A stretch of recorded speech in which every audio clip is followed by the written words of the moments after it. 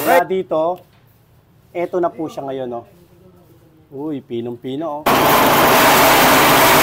Ako, nag-aagawan na po yung ating mga alaga po diyang mga hayop. Bigyan po natin ang order sa atin ni Boss Emilio ng Leyte. Ito po yung inyong order na Blackstone 100% copper wire. Ang kagandahan po ng generator na ito, no? Kahit ikambas nyo muna po, ang presyo po niyan. Sa amin po, napakamura. Napaka-quality kasi copper wire po ito. At ang kagandahan po ng generator na ito, hindi po siya aandar pagka po wala po siyang oil.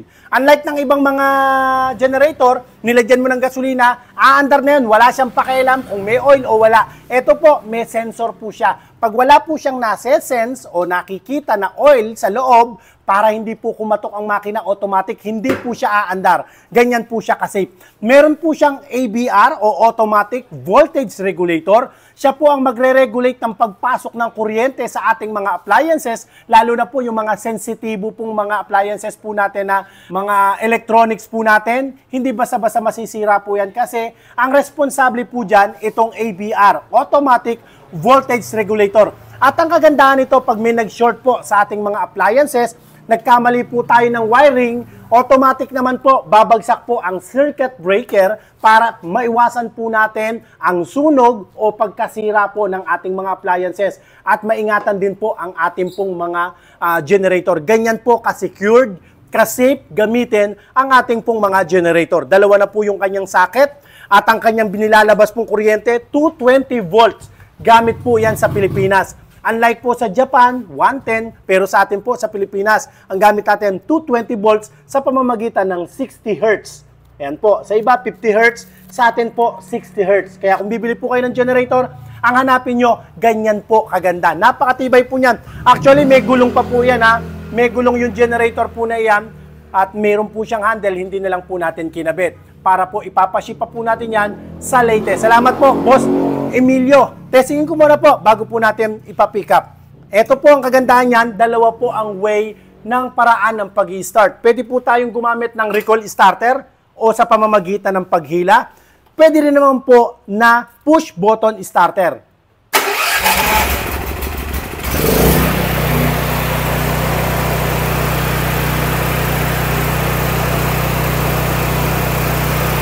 Patayin natin.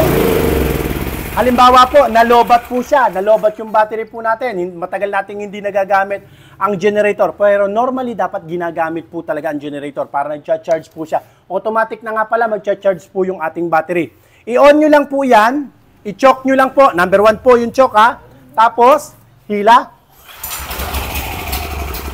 Andar na po siya ulit.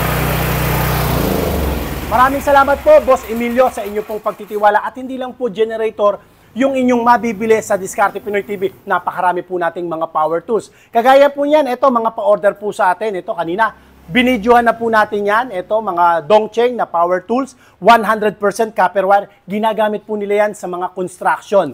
Mga customer ko po, nasa construction site. Ibig sabihin, hindi minsan lang ginagamit ang kanilang power tools. Kung gusto nyo po ng talagang heavy duty, mag-Dongcheng po kayo. At napakarami rin po, ayun, mga order naman po sa atin ng mga grass cutter, mga garden tools. Ngayon naman po, punta naman po natin itong ating pulverizer machine. Ito sa mga may alaga po dyan ng mga hayop. Ito po, pwede natin gamitin po ito ng Negros Occidental, Rosalind Combante. Ito po yung inyo, kagaya to, testing po natin ngayon siya sa mais. Ito pong mais, gagawin po natin siyang powder. Try natin, ha. Sampulan natin ng konti. Konti lang. Ayan. Gawin po natin itong powder. Try natin.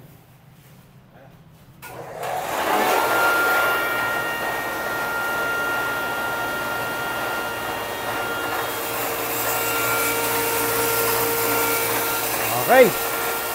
Okay na yan. Tingnan nga natin.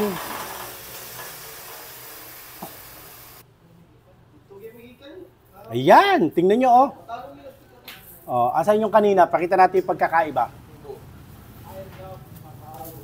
Mula po dito, ayan, oh.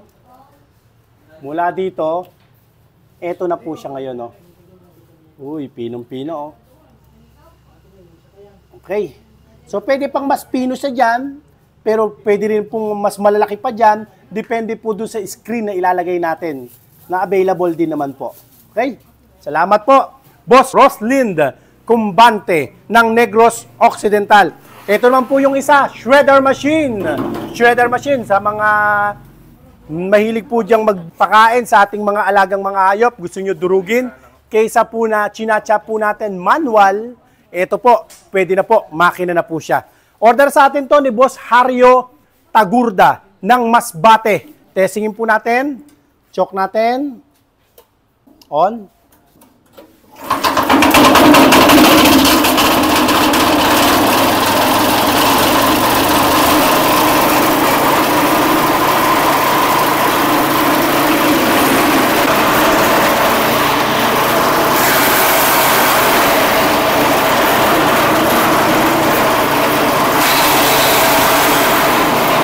Kagandahan po nung shredder machine natin, hindi mo na kinakailangan po siyang isalaksak na ganon. Hindi.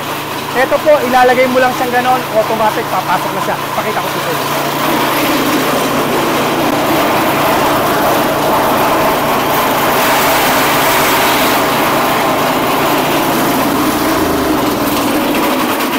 So napansin nyo po, hindi mo na kinakailangan siya isalaksak na ganon. Sa iba po kasi, kinakailangan isalaksak mo pa ng isalaksak na ganon, na lubhang delikado po para sa gumagamit. Ito po, ibaba mo lang na ganyan, automatic, papasok na po siyang ganon. At ang kagandahan niyan, tingnan nyo po yung kanyang output, yung kanyang inilabas. Oh, nako, nag-aagawan na po yung ating mga alaga po diyang mga hayop.